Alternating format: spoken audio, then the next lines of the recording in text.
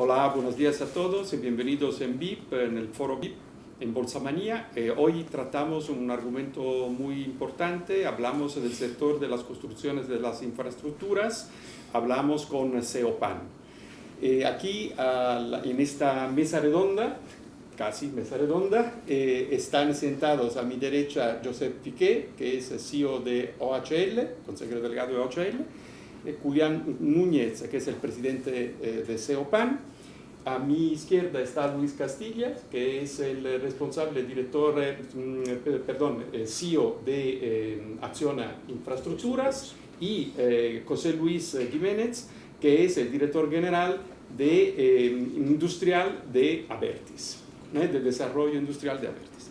Muy bien, entonces, el título que le hemos dado a esta mesa redonda es Desafíos de las compañías de infraestructuras españolas. Entonces, antes de hablar de estos desafíos, yo daría la palabra, como hago siempre en estas ocasiones, al presidente de la asociación para que pueda enmarcar el sector en la economía española. Entonces, cuáles son las empresas que hacen parte de este sector, cuánto pesa sobre el PIB, cuánta gente emplea, poco de información para que se entienda de qué estamos hablando, ¿no? Muy bien, pues muchas gracias, Giuseppe. Bueno, el sector de la construcción ha encadenado 8 años consecutivos de recesión económica. Por dar algunos datos, ¿no? En 2005 la actividad de los socios de CEOPAN en construcción disminuyó un 11%, más intensa la reducción en la actividad de obra civil, que cayó un 14%, que en la edificación, que disminuyó un 5%, y únicamente el año pasado creció dentro del área de construcción el área de construcción residencial para clientes privados. Otros datos de actividad del 2015, por ejemplo, la licitación pública de obras cayó un 24%, la licitación pública de concesiones el año pasado se mantiene en prácticamente cero desde 2012, la contratación pública disminuyó, es decir, el volumen de contratos adjudicados en obra civil un 9%, por lo tanto 2015 un año complicado, el octavo consecutivo de recesión, ¿no? El sector el año pasado ocupó a 1 millón de trabajadores y su peso sobre el PIB en términos de producción viene a ser el 10%, aunque no toda la actividad que se obtiene de ese 10% le llega a las empresas constructoras. Hay otras industrias que tienen relación con la construcción, pero es un 10% el peso que tiene, ¿no? ¿Cómo va el 2016? 2016, los indicadores que tenemos en el primer trimestre del año confirman un agravamiento de la recesión que tuvimos el año pasado. Por citar algunos datos, la encuesta de población activa por primera vez en el primer trimestre ha presentado para el sector de la construcción una variación negativa del 2,7% tras 5 trimestres consecutivos positivos.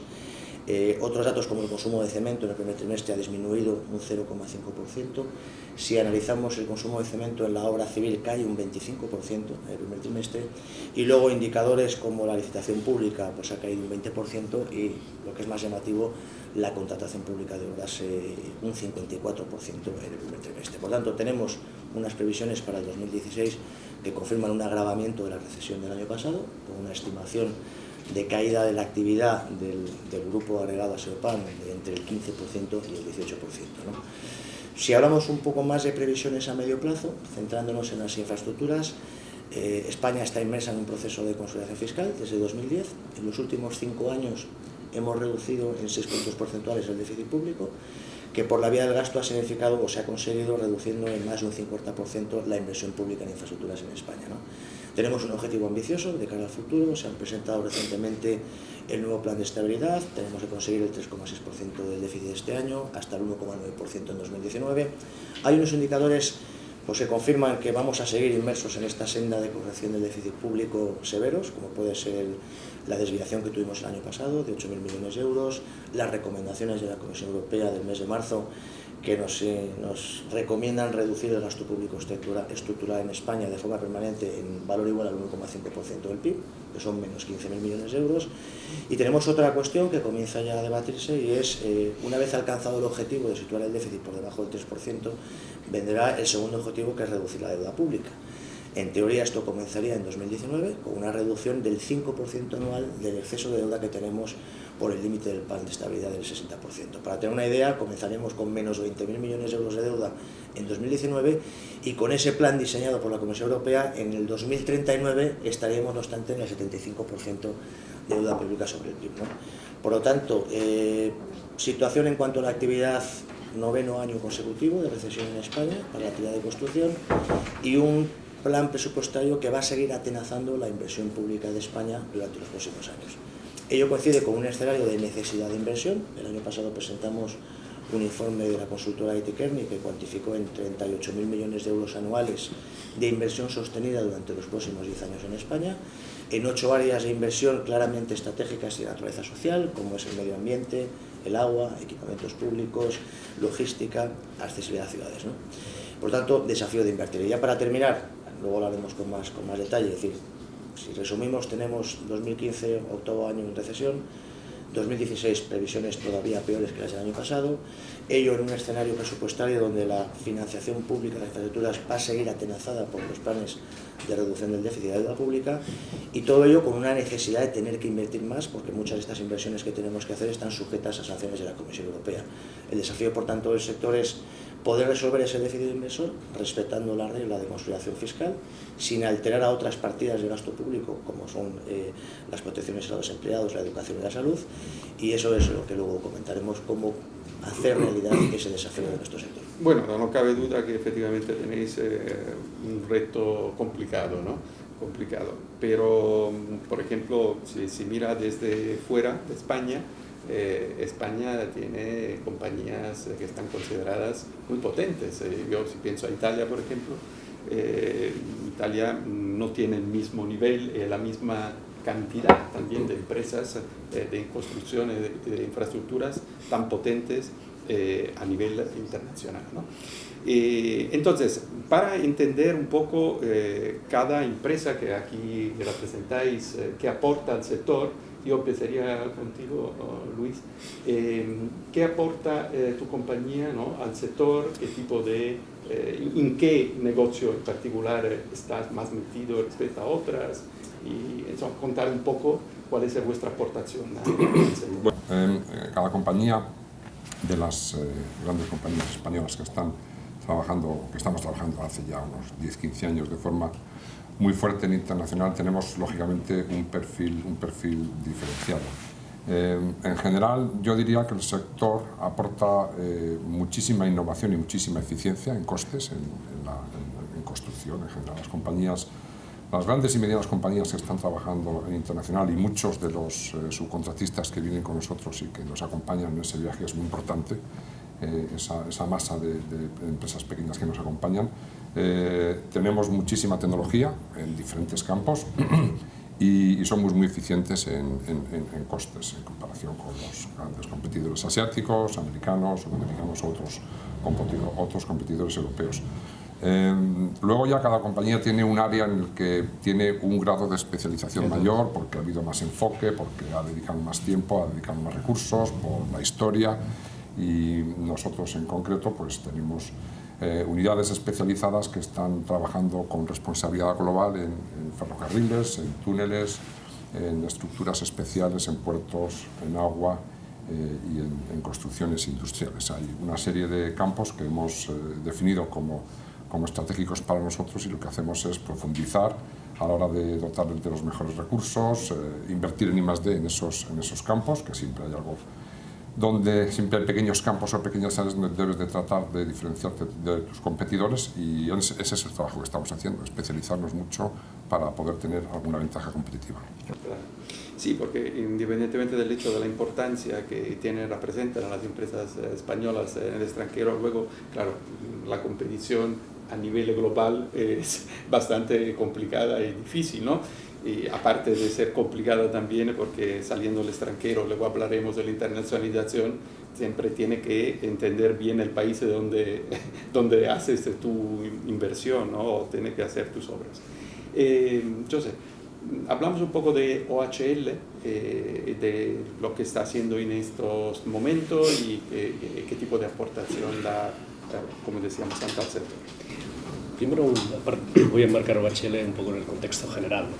Antes hacías un comentario que es muy pertinente, y es por qué España ha sido capaz de desarrollar en el sector de la construcción de infraestructuras, que no es específicamente el sector de la construcción, muchas veces se confunden, ¿no? Es muy distinto el mundo inmobiliario que el mundo de la construcción de infraestructuras, porque hemos sido capaces de generar media docena, incluso más si se quiere, ¿no? Pero por lo menos media docena de grandes empresas presentes en todo el mundo. Pues probablemente es la otra cara de la moneda de lo que nos comentaba Julián, ¿no? Porque durante muchísimos años, a partir de la década de los 80, España ha hecho un esfuerzo en dotación de infraestructuras notabilísimo, y eso permitió ir generando una masa crítica, una escala que nos ha permitido después el salto hacia el exterior. Cuando se miran los diferentes factores de competitividad de nuestro país, en algunas cosas estamos mal, el sistema educativo en su conjunto, pero en otras, en cambio, pues estamos razonablemente bien, y en otras estamos bien, y en donde estamos bien es, por ejemplo, en dotación de infraestructuras.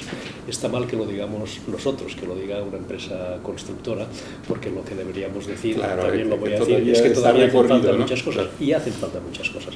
Creo que, por ejemplo, en transporte ferroviario de mercancías estamos muy atrás de donde deberíamos estar.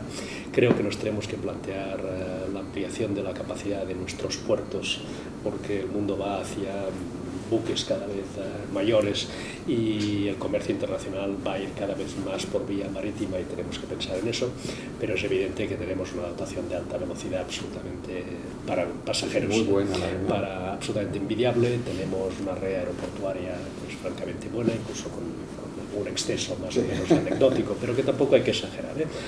Ya les gustaría a otros países tener nuestra dotación aeroportuaria, ¿no? Pero quedan cosas por hacer, como digo, pero se han hecho muchísimas, y eso ha permitido que ganásemos escala, músculo suficiente como para plantearnos la internacionalización. Y bienvenida es, porque precisamente por lo que acaba de comentar Julián, llevamos 8 años de recesión en el conjunto del sector, probablemente, depende de los años, más intensa en el mundo de la edificación residencial, que cayó a plomo, que en el mundo de las infraestructuras, pero como bien dice, eso va a seguir. Las restricciones presupuestarias están ahí. Después podemos comentar qué se nos ocurre, y anticipo que las asociaciones público-privadas y el desarrollo del régimen concesional tiene que estar ahí para movilizar recursos privados allí donde no van a alegar los presupuestos públicos, los presupuestos del Estado. Pero es evidente que desde el punto de vista de la inversión pública vamos a tener unos años todavía de pocas alegrías, ¿no? De pocas alegrías. Por eso el proceso de internacionalización ha sido tan importante para el sector. Si no lo hubiéramos acometido, ahora pues lo estaríamos pasando mal, porque nadie resiste en condiciones normales 8 años malos. ¿Cuál es el resultado de eso? En el caso de mi empresa es realmente, yo creo que muy significativo del sector. La actividad en España para OHL hoy representa apenas el 10% en total. Por decirlo en términos cuantitativos y grosso modo, son orden de magnitud. En el pico del ciclo, en el año 2007, OHL facturaba en España por encima de los 2.000 millones de euros. Ahora estamos en 400, o sea que el tamaño del pastel se ha reducido al 20%, que es realmente notabilísimo. ¿Cómo lo hemos compensado? Evidentemente saliendo al exterior, y ahora en un 90% estamos fuera. ¿Dónde estamos fundamentalmente? Pues nos estamos concentrando en países que conocemos, ¿eh? Nosotros en nuestro argot interno les llamamos home markets, son mercados domésticos en los que actuamos como si fuésemos locales, donde conocemos todos los stakeholders, todos los actores que están ahí en presencia, desde los partners a los subcontratistas, pasando por proveedores o pasando por las administraciones. Y nuestro principal mercado hoy es Estados Unidos, de largo. Estados Unidos en estos momentos representa ya 3 veces el mercado español para OHL, y creciendo. Alguien se puede preguntar por qué, porque Estados Unidos es un país muy desarrollado, ¿no? Evidentemente no es un país emergente, pero desde el punto de vista de la dotación de infraestructuras, el mercado en Estados Unidos es absolutamente emergente. Cualquiera que haya viajado allí, nosotros por razones de trabajo o de ocio hemos ido a Estados Unidos muchas veces, sabe que las infraestructuras de Estados Unidos están a años luz de lo que debería ser la primera potencia del mundo, que lo es desde muchas perspectivas, ¿no? Y bueno, eso va a seguir creciendo. Entonces, como conclusión a la pregunta, Evidentemente somos una empresa española, España es un home market evidentemente para nosotros, vamos a estar muy atentos a todo lo que pueda suceder. Creo que es muy importante que haya planificación y que el gobierno que salga de las próximas elecciones, que esperemos que salga uno, también hablaremos de eso, haga un planteamiento de medio y largo plazo que nos permita a todos pues, asignar correctamente los recursos y después el gobierno español, para empresas como la nuestra, tiene otra responsabilidad importantísima que es en el campo de la educación. Antes he mencionado que nuestro sistema educativo no está precisamente entre los mejores de los rankings internacionales, pero debo decir que hay dos excepciones a eso. Una son las escuelas de negocios. Tenemos unas escuelas de entre las mejores absolutamente competitivas en el mundo, ¿no?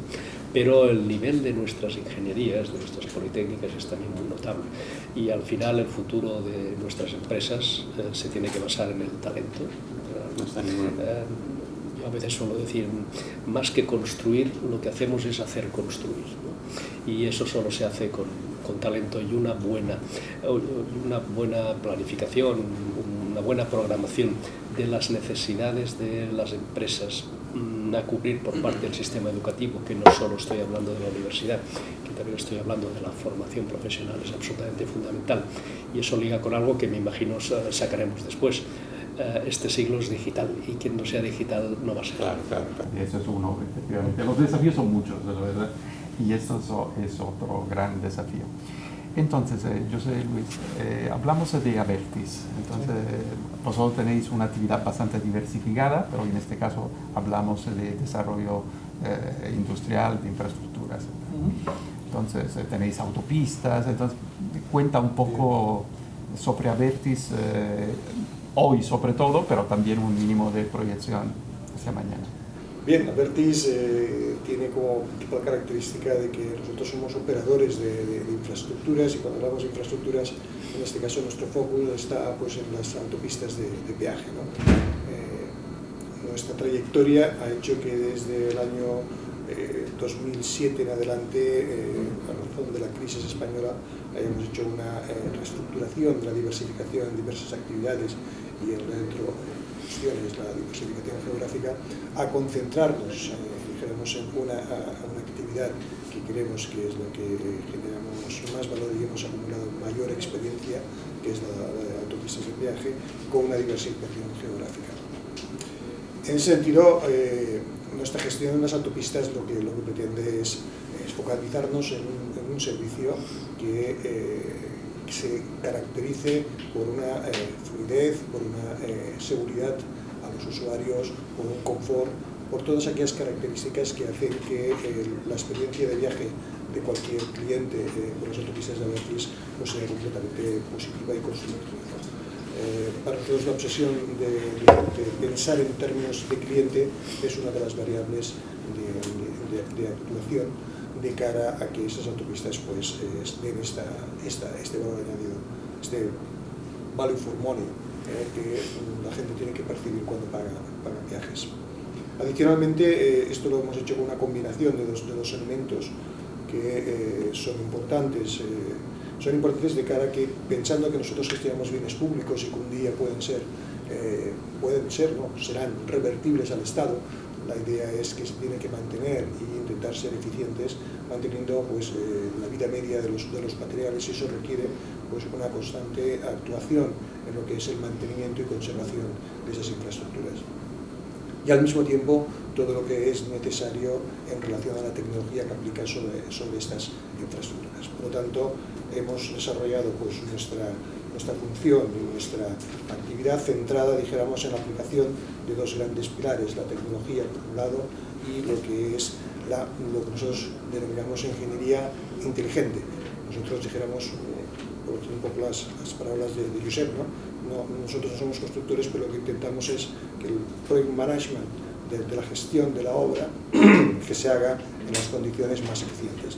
Y eso es una característica fundamental. O sea, cuando nosotros tenemos que realizar algún proyecto de construcción sobre una infraestructura que ya está siendo usada por usuarios, pues cualquier nueva intervención produce una perturbación del tráfico. Y eso nos hace que las especificaciones que se deben requerir a los constructores y la intervención tienen que ser muy definidas para minimizar los impactos que puedan tener. Bueno, esta ha sido un poco la actividad central, la actividad de Abertis.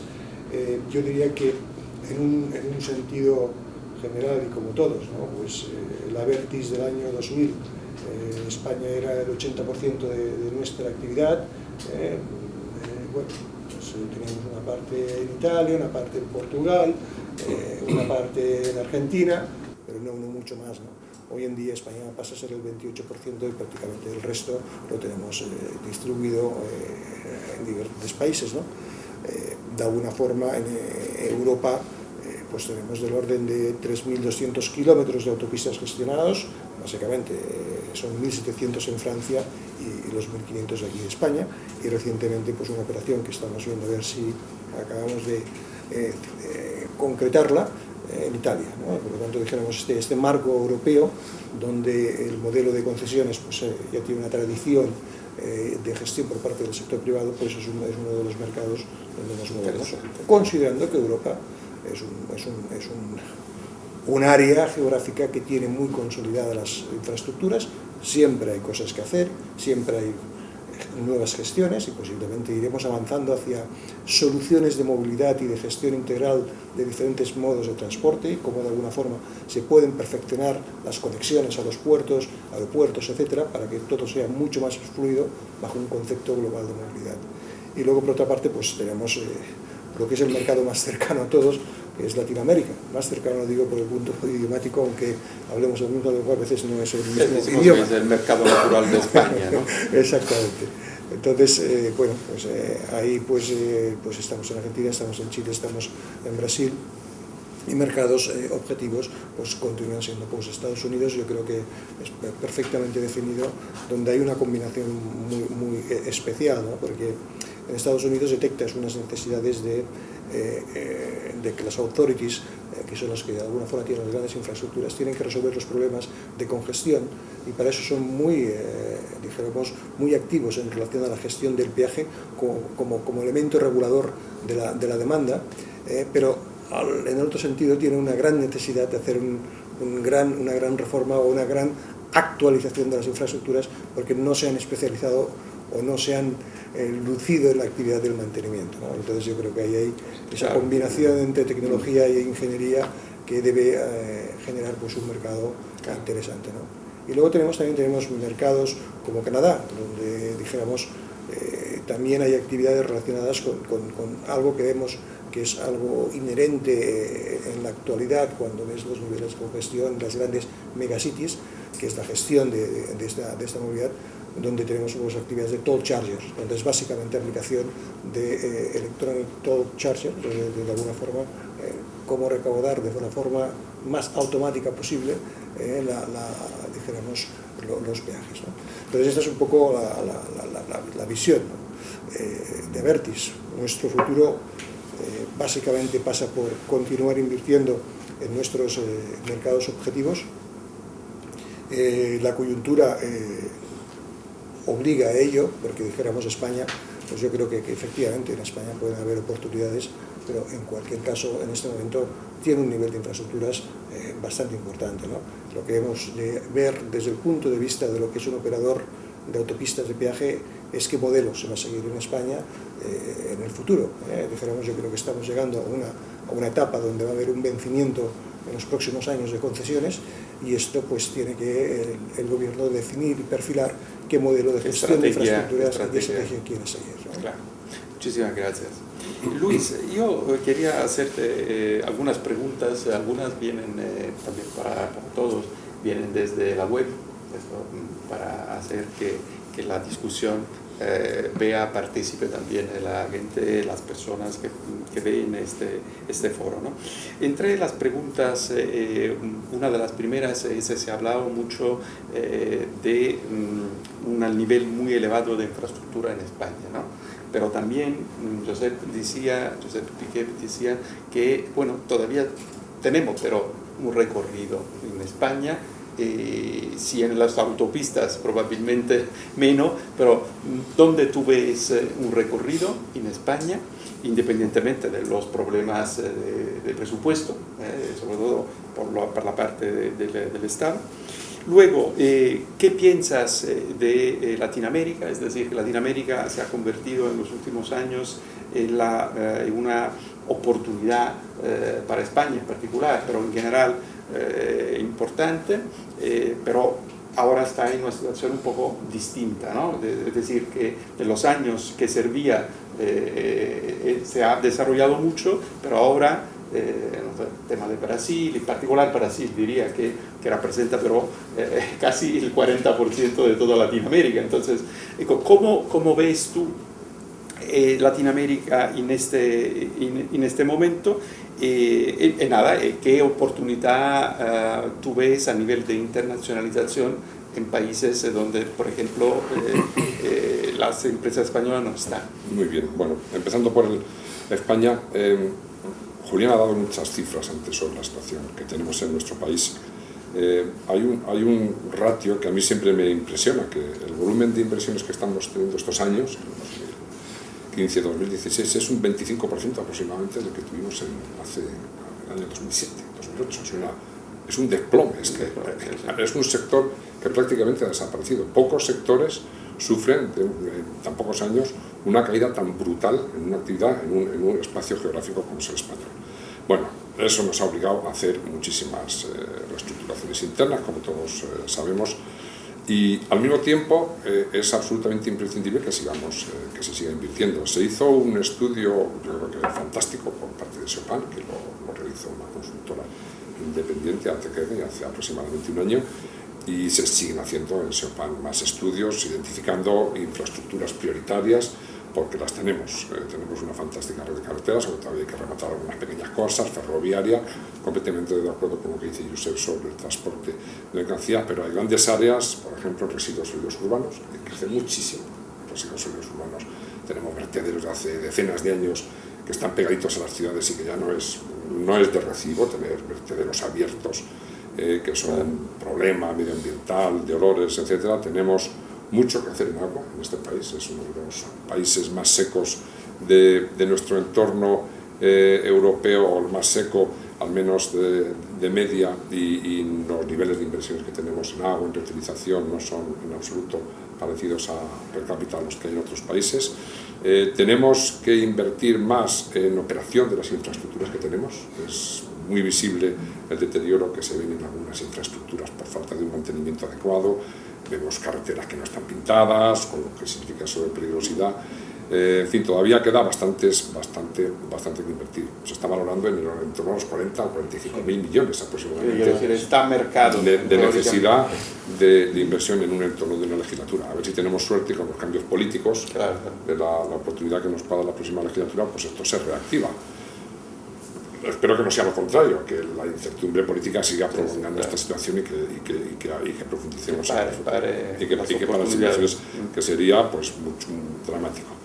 La segunda pregunta sobre Latinoamérica. Hablar de Latinoamérica en su conjunto es muy complicado, porque todos sabemos que es un conjunto de países. Ahora está en general pasando un momento de recesión, muy agravada seguramente por la enorme influencia que tiene Brasil sobre toda la región, pero desde luego Latinoamérica, con sus tiempos, porque los diferentes países cada uno tiene su problemática, pues es un conjunto de países que para las empresas españolas y para otras empresas en este mercado tan globalizado hay muchas oportunidades, queda muchísimo por hacer en muchísimos países.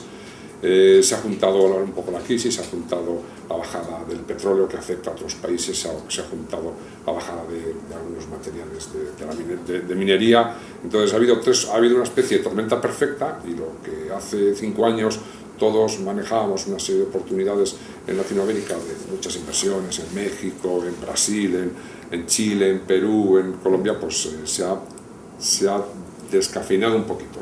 Las inversiones están ahí, se irán haciendo, y es un mercado en cualquier caso interesante, y que todos tenemos una presencia más centrada en unos países o otros.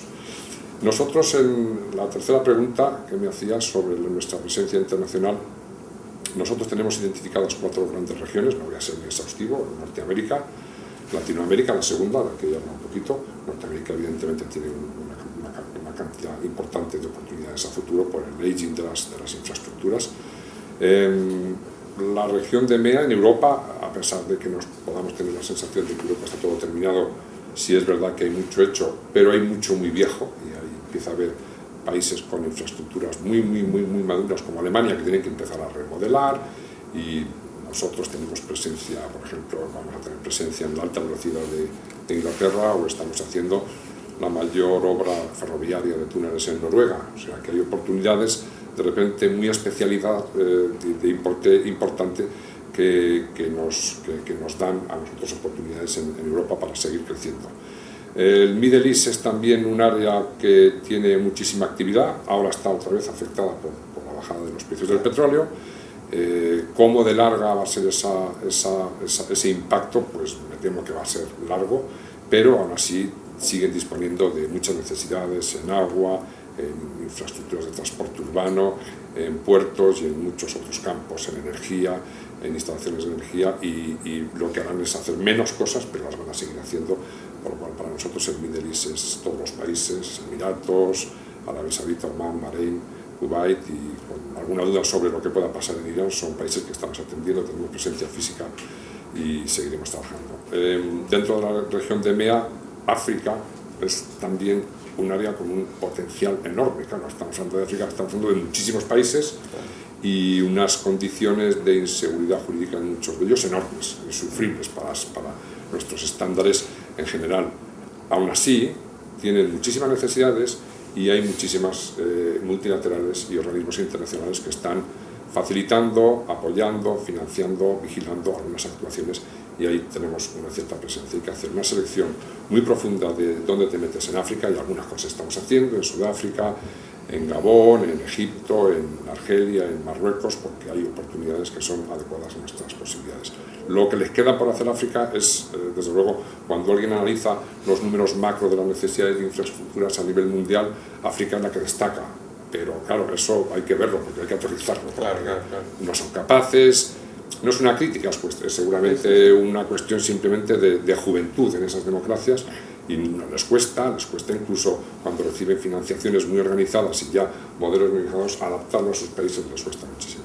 Y finalmente nosotros estamos muy centrados también en el sudeste asiático, en Australia, donde tenemos una presencia desde hace muchos años en todas las divisiones, en energía, en construcción de infraestructuras de transporte, en agua, y seguimos teniendo presencia y presentando cosas, y desde allí estamos abriéndonos a lo que pensamos que puede ser una siguiente oleada importante en el sureste asiático, los países del sureste asiático, sin tocar China ni la parte norte de Asia, y los países aledaños a Australia y Nueva Zelanda. En fin, mucho mundo, pero concentrado en cuatro regiones.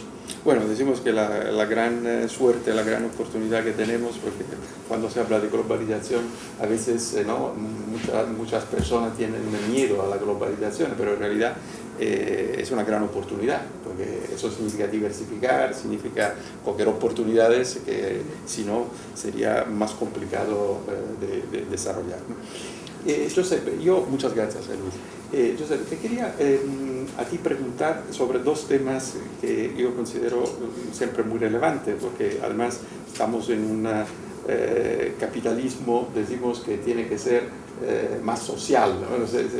Tendría que ser más social, ¿no? Hemos entendido que es una forma, quizás la única forma democrática para vivir en un modo democrático, pero quizás tenemos que darle una vuelta un poco más social, ¿no? Entonces, aquí llego al discurso del empleo, aquí llego al discurso del desarrollo de las personas, entonces de la educación, ¿no?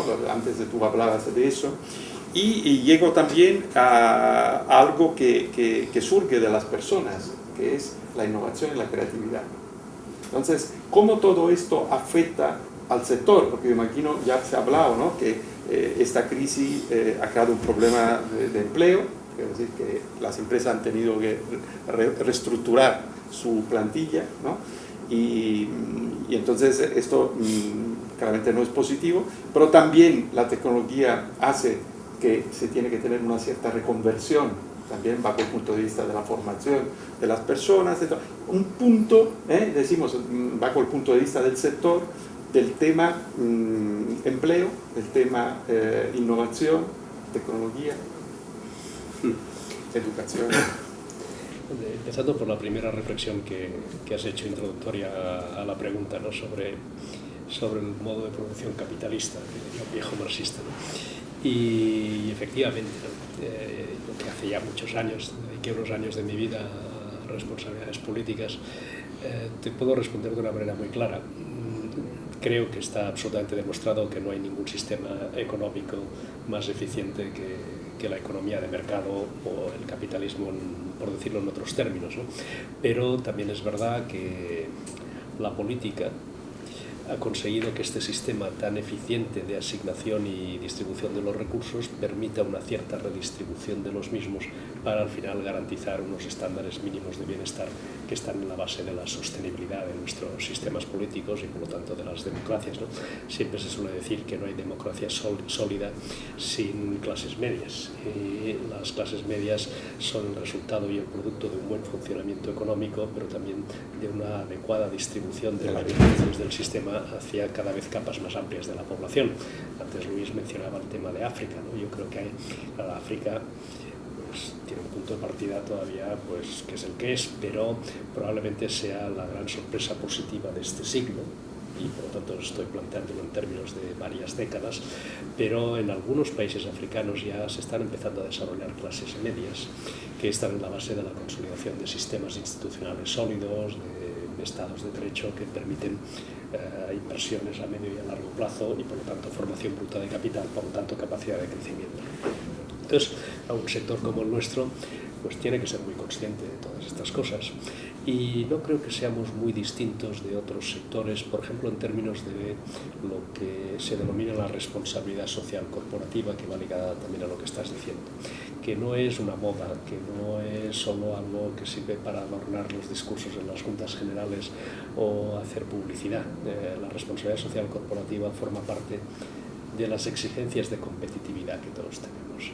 Si no somos capaces de incorporar a nuestros modelos de comportamiento lo que le debemos aportar a la sociedad, al conjunto de los stakeholders que están ahí, si no somos capaces de entender eso, probablemente iremos desapareciendo. La sociedad tiene que percibirnos no solo como una empresa eficaz, que además tiene que ganar dinero, porque eso está en la base del sistema, sino unas empresas que proporcionamos mayor bienestar, las infraestructuras son mayor bienestar sin ninguna duda, pero además hay que hacerlo con pleno respeto al medio ambiente, con pleno respeto, antes hablábamos de Latinoamérica, ¿no? Con pleno respeto a las comunidades que viven en determinados territorios. A veces estamos haciendo infraestructuras en sitios pues casi diría plena selva, pero que tenemos que cuidar enormemente todos los equilibrios para que eso sea percibido con normalidad. Y después está el otro tema que mencionabas, ¿no? El empleo por una parte y la educación por otro, que creo que son dos caras de la misma moneda, ¿no? ¿Por qué? Hombre, porque tradicionalmente, digamos, lo intuitivo, entre otras cosas porque el sector se asocia también a la construcción residencial, este es un sector intensivo en factor trabajo y en factor trabajo poco cualificado. Y eso ha sido verdad en España durante bastantes años. De hecho, tiene un componente dramático, y es que, habida cuenta de la euforia de los primeros años del milenio, pues hubo muchos jóvenes que abandonaron sus estudios porque tenían acceso a una remuneración importante en el sector de la construcción. Bueno, cuando el sector de la construcción se desploma, nos hemos encontrado con un problema gravísimo de desempleo juvenil, agravado por el hecho de que estamos hablando de personas sin formación, sin formación. Por lo tanto, esto es un tema de mucho calado, de componente político muy profundo, pero que no nos tiene que despistar de otra consideración respecto al empleo. Lo intuitivo es pensar que generamos empleo poco cualificado y que destruimos empleo poco cualificado en función del ciclo. Pero lo que ya no es tan intuitivo, pero que es mucho más cierto, es que lo que generamos es empleo de alto valor añadido, empleo de alta cualificación. Nuestras empresas viven del talento y viven de la capacidad tecnológica, de la capacidad de innovación y de la capacidad de generar empleo en todas partes, porque también hay otra intuición populista, que es las empresas que salen fuera dejan de crear empleo dentro para crear empleo fuera, y eso para qué nos vale. Pues yo creo que eso tiene una respuesta muy simple. Si no hubiéramos sido capaces de generar empleo fuera, no habríamos sobrevivido y habría desaparecido el empleo en el interior. Por lo tanto, totalmente de creo acuerdo. que esa respuesta es Absolutamente suficientemente clara, ¿no? Y eso nos lleva al sistema educativo. Yo creo que el nivel nos interesa enormemente que nuestras politécnicas, que nuestras escuelas de ingenierías pues, estén al mayor nivel posible. Creo que es muy importante la complicidad, entre comillas, entre los sectores económicos y la oferta educativa para adaptarla lo mejor posible a las necesidades de las empresas, que además son necesidades vertiginosamente cambiantes. Por lo tanto, hay que pedirle al sistema educativo mucha flexibilidad para el cambio, y eso me lleva no solo a la universidad, sino que me lleva a uno de los puntos más débiles de nuestra capacidad competitiva como país, que es la formación profesional. La educación dual, decimos. Efectivamente, hay que ir a sistemas duales. Yo creo que haciendo un benchmarking por diferentes países pues podemos incorporar aquellas cosas de los países que en ese sentido lo están haciendo bien. Siempre se pone como ejemplo Alemania, pero hay más, y ahí desde luego hay mucho camino por recorrer. Y un tema que agrupa todo, y lo hemos mencionado antes de pasada, ¿no? Este siglo es digital. Hay que insistir mucho en la sociedad y en el seno de las empresas sobre esta cuestión.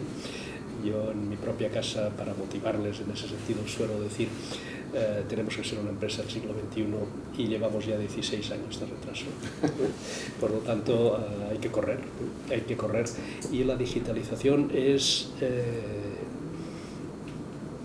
está en todas partes. Quiero decir que no es solo unos skills, no son unos instrumentos, no es solo unas habilidades, sino que es un tema de mentalidad. Y afortunadamente ahí nuestros jóvenes ya son nativos digitales, no les cuesta nada incorporar eso a sus comportamientos. Los que ya no somos nativos digitales tenemos que hacer un esfuerzo adicional, y quien tiene que hacer un esfuerzo adicional para eso es precisamente el sistema educativo. Por decir una butad, y pido perdón. Los estudiantes ya son digitales, porque son nativos digitales. Tenemos que digitalizar a los profesores y a los centros educativos, e incorporar todo eso a nuestras pautas de comportamiento. De nuevo, es contraintuitivo pensar que el sector de la construcción, porque se identifica con el mundo inmóvil, de la promoción inmobiliaria, pues es poco innovador e incorpora poca tecnología. Es absolutamente falso. Si hay algo realmente complejo y difícil de hacer desde el punto de vista tecnológico, son las grandes infraestructuras que tenemos que hacer muchos de nosotros por el mundo. Si me permites 15 segundos para la publicidad, pues tienes que saber hacer una línea de alta velocidad en desierto a 50 grados de temperatura, pero eso tiene que ser compatible con construir un hospital universitario en Montreal, en donde durante varios meses estás a menos de 20 grados negativos, o hacer, por supuesto, los túneles que antes se ha mencionado en los países escandinavos, o el trayecto ferroviario de cientos de kilómetros pasando por debajo del Bósforo en las dos partes continentales de Estambul, en zonas de enorme densidad urbana. Eso no lo hace cualquiera, ¿no? Tiene que haber mucha innovación, tiene que haber mucha tecnología, tiene que haber mucho conocimiento y cada vez más mucha aplicación de las tecnologías digitales. Y en contra de lo que pueda parecer, el campo para el sector de la construcción de infraestructuras en ese terreno es enorme. Y si después tenemos tiempo, lo podría desarrollar. Fenomenal. Yo pienso que nadie piense que hacer infraestructuras, espero que nadie piense, sea una cosa sencilla y que no tenga por detrás grandes profesionalidades y grandes tecnologías, pero efectivamente merece la pena. Por no hacer publicidad de mi empresa, puedo mencionar otra, que anteayer estuvimos, Julián y yo, en un acto que se basaba en pues estar todos orgullosos, porque lo ha hecho una empresa española, de una obra de ingeniería absolutamente descomunal, que es la ampliación del canal de Panamá. Después ha habido mucho ruido, ha habido mucho debate económico, mucho debate bien, pero desde el punto de vista de una gran obra de ingeniería, yo creo que es icónica. Vamos, no sé si es de las más, no sé si es la más notable, pero probablemente casi, ¿no? Pero probablemente casi. Y eso no lo puede hacer cualquiera. No, cualquiera, o sea, exacto, hay muy pocos que pueden hacer sí, eso. no, por eso yo pienso que todos sabemos que es así, vamos, no, es verdad que es bueno profundizar y subrayarlo, pero es así. Entonces, Josep, quería a ti preguntar algunas cositas. Ahora, primero, el mundo de autopistas. El mundo de autopistas es una, ¿cómo decir?, como una oportunidad también para entender cómo va la economía, ¿no? Imagino. Entonces, vosotros en este sentido aportáis informaciones también a la administración, al departamento económico del ministerio. O sea, ¿qué tipo de trabajo hacéis también en este sentido? Porque yo creo que es súper interesante saber cuál es como el discurso de la energía, ¿no? Para el nivel de producción y tal, ¿no? Bueno, esta es como hablando, cuando hemos hablado de CONAFAC, era de las ventas de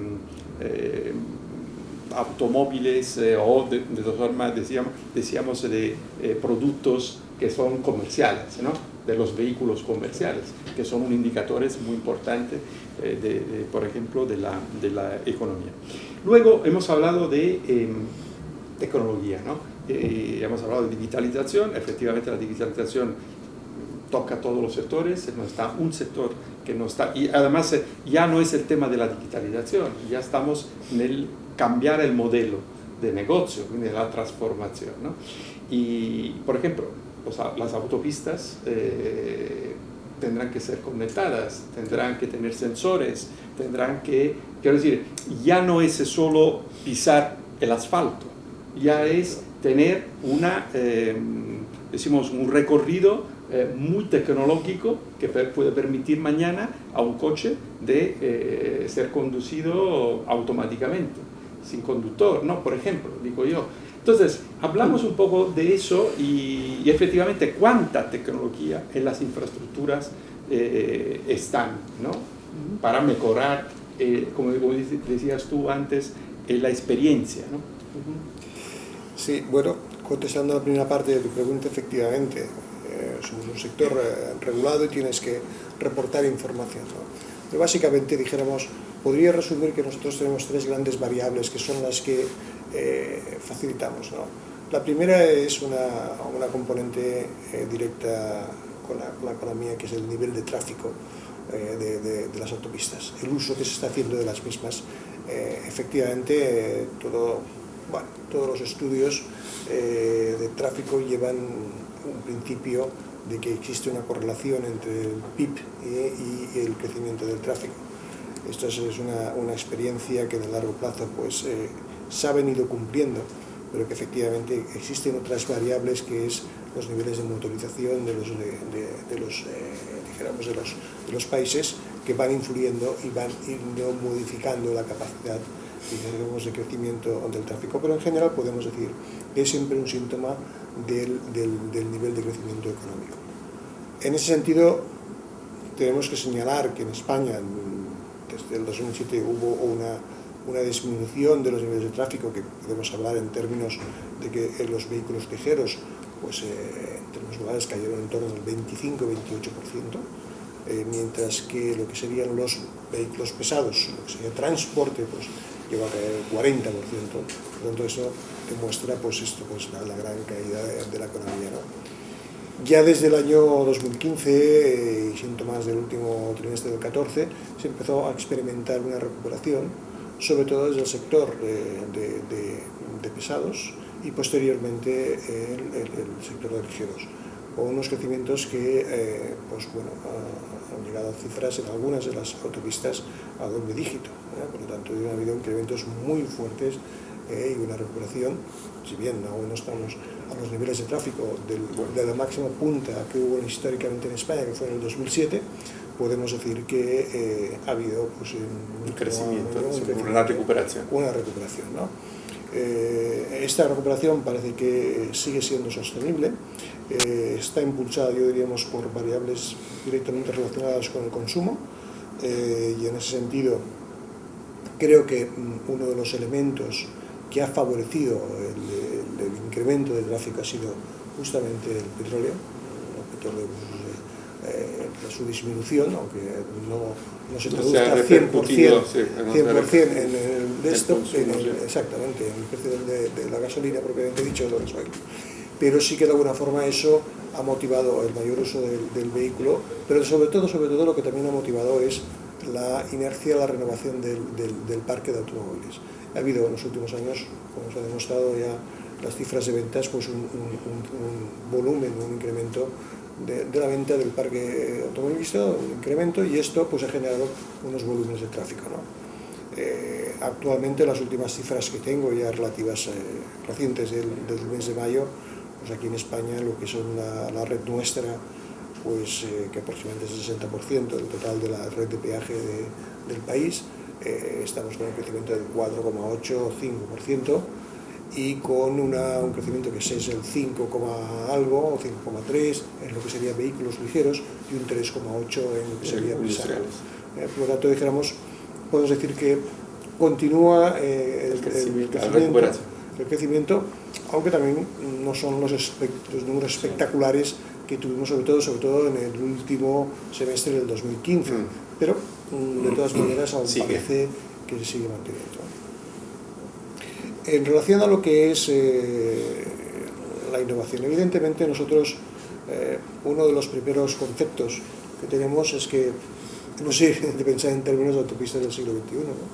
O sea, para mí es inconcebible aún que tengamos barreras para pagar el peaje. O sea, esto yo creo que es en el siglo XXI. Además, congestiona el tráfico, todo. O sea, produce una interferencia en la caminos con señales que cobran. Exactamente. Exactamente. Aunque ahora tenemos señales y en algunos sitios tenemos máquinas, pero no deja de haber una barrera por el medio que personalmente yo creo que queda muy feo en el siglo XXI. Pero Europa, al menos España, Francia, Italia, siguen habiendo, ¿no? Entonces, yo creo que el primer desafío que tenemos es, lógicamente, la eliminación de barreras. Y esto es uno de los drivers de innovación. Sistemas tecnológicos, haylos, gestionados bien sean por microondas, bien sean por satélite, como quieras, pero esto tiene que salir adelante. Lo que pasa que aquí hay un elemento, un factor importante, que es cómo se controla, dijéramos, el posible fraude, y más en un país, en una región como puede ser Europa, donde tienes pues diversas legislaciones. Entonces esto es algo que, dijéramos, desde el punto de vista de la administración, de políticos, se debe abordar, y se debe abordar con una visión transeuropea. Pero este es el primer desafío. Claro, el segundo desafío, si evidentemente quieres eliminar, lo que tienes que también avanzar es sobre los sistemas de pago. O sea, no puedes estar pensando sistemas de pago stop and go. O sea, tienes que irte a sistemas non-stop, y esto, pues aquí también hay un campo que hay que seguir trabajando y avanzando. Ya hay algunas experiencias que, no es que sea un competidor, competimos, porque nosotros siempre decimos que competimos para el mercado, pero después, una vez estás en el mercado, es más bien una relación de cooperación. En este caso, Cintra ya está elaborando sistemas para, de alguna forma, pagar prácticamente con un smartphone. Es decir, esa es una de las líneas de trabajo de futuro. Claramente, todo el mundo llevamos, dijéramos, un móvil. Ahí se abre, obviamente, todo un campo de alineación entre operadoras de telefonía y operadores de infraestructuras, ¿no? Que en ese tipo de coaliciones tienes que buscar este tipo de soluciones. El otro elemento que creemos también es muy importante es el concepto de movilidad. Y este, para mí, yo insisto bastante, ¿no? Porque al final, dijéramos, cuando tú empiezas a hacer segmentación de los clientes usan las autopistas, al final puedes identificar masas de clientes que tienen comportamientos uniformes. Entonces, bueno, unos son los commuters, otros son los weekenders, que les llamamos nosotros. O sea, el big data de autopista, de la movilidad, ¿no? Y lo que te puedes dar cuenta es que en el largo recorrido, tu cliente estrella es el camionero, es el transporte. Porque por otros modos de transporte, como pueden ser las compañías aéreas low cost, el AVE, etc., en el recorrido interurbano o el largo recorrido, el coche, hombre, se sigue usando mucho, ¿no? Pero tienes alternativas. Pero en cambio, dijéramos, en la concentración de lo que es la gestión del commuter, la gestión de la movilidad en las ciudades, este es el elemento importante. Y ahí hay que tener una visión integral, ¿no? Y también requiere, desde el punto de vista de la gestión, tener y entender cuáles son los comportamientos, todo lo que es la utilización del Big Data para poder establecer cuáles son los mecanismos que te lleven a mejorar los niveles de congestión, cómo puedes conseguir reducir los tiempos atascos para aumentar la productividad indirecta que puedes conseguir con todo esto, cómo bajar los niveles de contaminación. Por lo tanto, esto es una gestión muy importante para nosotros. También es importante que esto lo entienda la propia administración y los políticos, porque estamos en el siglo XXI y seguimos con estructuras desde el punto de vista de ministerios aquí en España, en otros países ya se ha evolucionado, de pensar aún en la obra pública y el fomento, ¿no? O sea, como es la particular, cuando necesitas pensar ya más bien de cara al ciudadano que está haciendo uso de una infraestructura. Usuario, o sea, eso es un cambio de mentalidad que se debe producir, o sea, pasar más, el ministro de Transporte, el ministro de Movilidad, dile el nombre que quieras, pero cambiar un poco el foco. Y este yo creo que es uno de los grandes retos que también tenemos por delante. Y luego hay otras líneas de actuación que efectivamente pues ya atan más con lo que es el cambio, la tecnología del vehículo, ¿no? Hablamos de movilidad, hablamos de congestión, hablamos de esto, al final el commuter, lo que va terminando de usar, nuestras expectativas es que en los próximos 5 años el boom del coche eléctrico nos va a llegar y eso pues va a requerir otro tipo de infraestructura, la autopista, claro. Y también dijéramos todo lo que es la conectividad, claro. Lo he dicho antes, entre lo que es la autopista, la infraestructura y el vehículo, para que reciba la información adecuada en un vehículo self-driving o bien un coche autónomo. O sea, esto es el gran reto que hay por delante. Por lo tanto, el factor tecnológico en la gestión de las infraestructuras es uno de los pilares. Claro. Con esa ingeniería inteligente, con esa ingeniería inteligente que, por ejemplo, nuestra visión que tenemos es que la sensorización de las estructuras críticas de nuestras infraestructuras que estamos gestionando es uno de los elementos trascendentes. O sea, nosotros queremos anticipar pues, posibles fallas o taludes que pueden tener movimientos, pilares en zonas construidas en zonas con tierras que son frágiles, etc. Tenemos una monitorización y seguimiento de esas infraestructuras para anticiparnos, digamos, a cualquier acontecimiento que pudiera ocurrir. Claro. Desde que se te caiga una parte del túnel, se te mueva un pilar en una autopista, todo esto, tener la agilidad para poder actuar cuanto antes y tenerlo monitorizado. Claro. Exactamente, todos sabemos una cosa. En nuestro negocio, la conservación y el mantenimiento vale cuanto la construcción de la obra, ¿no? Exacto, vale tanto, pero lo importante es que si no lo haces, a lo largo te sale más caro. Claro, si quieres hacer una gestión eficiente, necesitas estar continuamente con una operación, inversión continua. Muchísimas gracias. Entonces, yo creo, al menos como resumen, hemos entendido que las empresas de infraestructuras españolas son muy potentes en el extranjero, tienen capacidad, tienen talento, tienen, decimos, una atención a la tecnología, pero nos interesa también hablar un momento de España, ¿no? Es decir, hacia afuera está muy bien, tenemos también recorrido, hemos visto que existe recorrido de crecimiento en distintos países, pero hablamos de España, ¿no? España efectivamente tiene un desafío que es que es un desafío que tienen todos los países ahora en un mundo global, que es crear competitividad, un país competitivo, ¿no? Entonces hemos hablado de la educación como uno de los elementos de competitividad, pero otro elemento de competitividad es un sistema estable, un sistema que tenga, decimos, una visión de medio-largo plazo, como se decía antes. No se puede en este mundo que cambia súper rápido tener una posición de muy corto plazo, tiene que tener mucha flexibilidad y tener leyes que permiten el desarrollo y la atracción de inversión, no leyes que dificultan eso y tal. Entonces, Julián, yo decimos también acabar, luego si alguno de vosotros queréis añadir algo, encantado, evidentemente. Para concluir un poco y hablando del sector y el Estado, la administración pública, ¿cuáles son las preocupaciones del sector, ¿no? Ahora, bueno, yo creo que esa es una preocupación un poco de todo, de poder tener un gobierno estable y un gobierno que mire hacia más allá, quiero decir. Entonces esta puede ser una preocupación, pero me encantaría escuchar tu opinión como presidente.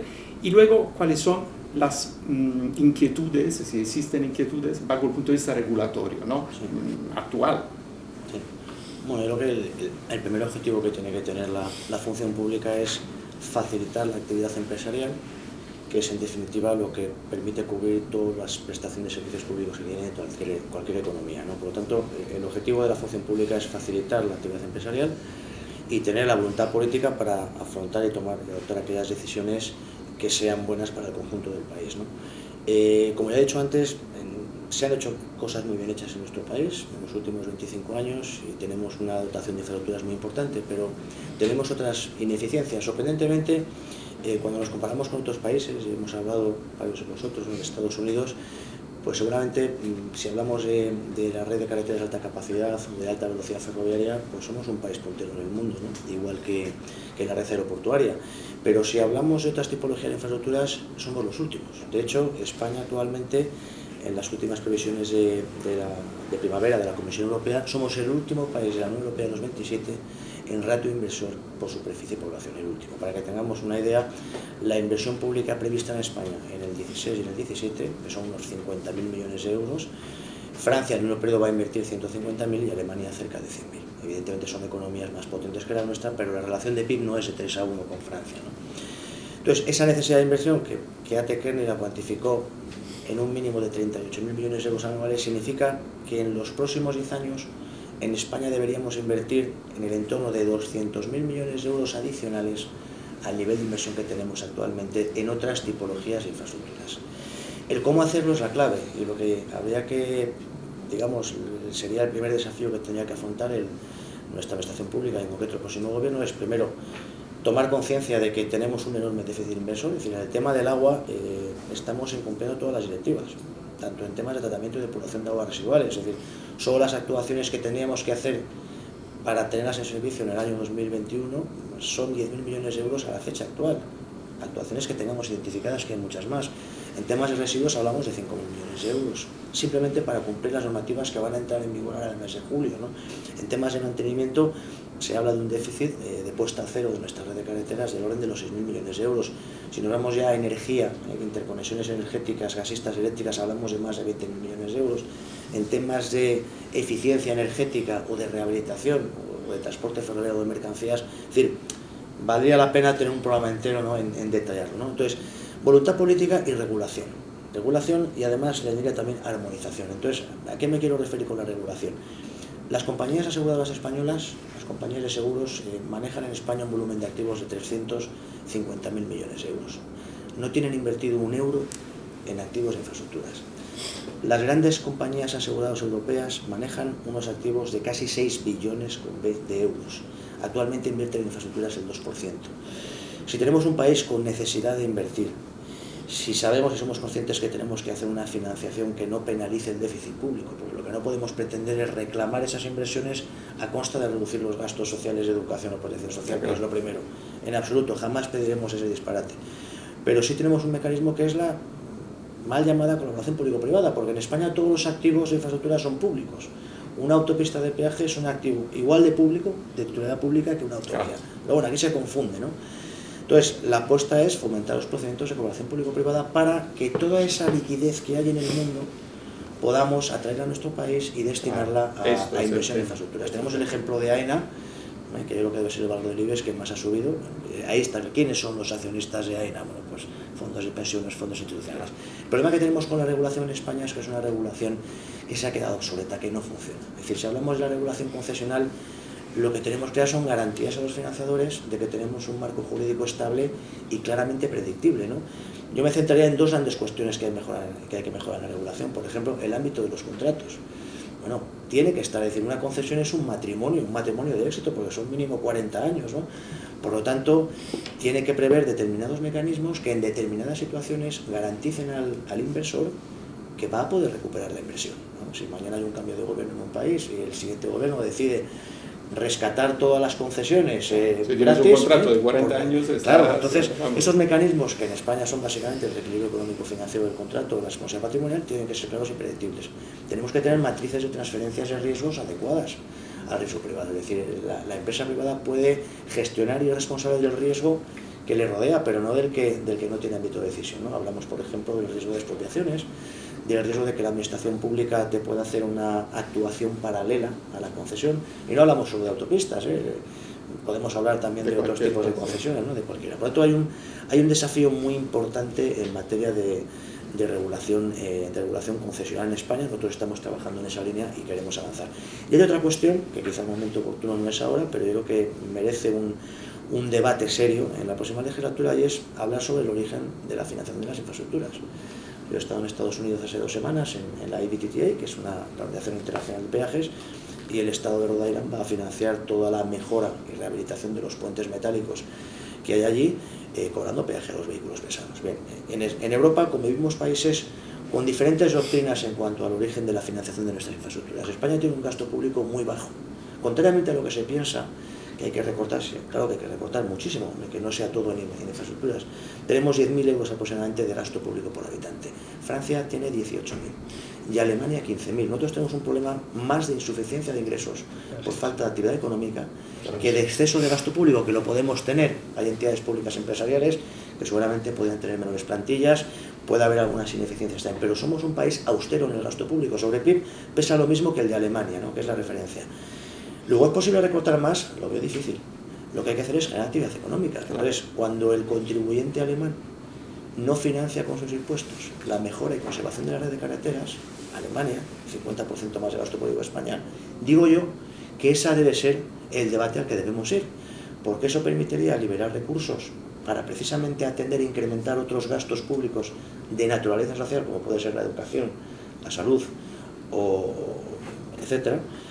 Y ese es un debate que yo creo que es necesario abordar, Y eso, evidentemente, una gran confusión que existe cuando se habla de los CPPs es que colaboración público-privada no significa privatizar nada. Es decir, vuelvo a repetir, una autopista de peaje es un activo de titularidad pública. Es el Ministerio de Fomento o es el órgano de turno que corresponda de una comunidad autónoma, ¿no? Y ese sería el gran desafío, es decir, voluntad política para, primero, reconocer que hay un déficit inversor y, segundo, que hay que resolverlo, y necesidad de cambio regulatorio, tanto en lo que es la regulación concesional como la armonización de nuestro modelo de transporte. Y desde luego tenemos las mejores compañías del mundo en temas de financiación privada y un escenario global. Es decir, si hacemos un número con las cifras que decía al principio de las grandes compañías aseguradoras europeas, tienen un problema igual que los bancos, los tipos bajos que tenemos ahora les condicionan muchísimo todas las carteras que tienen de pensiones y seguros de vida. Bien, pues simplemente que las grandes compañías aseguradoras europeas quieran pasar del 2% de inversión de sus en activos de infraestructuras al 10% es prácticamente $500 millones de euros más que van a tener que invertir en activos de infraestructuras durante la próxima década. Por lo tanto, no es una excusa del déficit público, no es una excusa de la ausencia de recursos, es un tema de voluntad política y de adaptar nuestra regulación a donde debería de estar. Muy bien, no sé si alguien quiere añadir algo más, si no, os agradezco muchísimo, Julián, Josep Luis, muchísimas gracias. Podríamos hablar por horas, porque la verdad que el argumento es súper interesante, además es determinante también para la población, para la sociedad.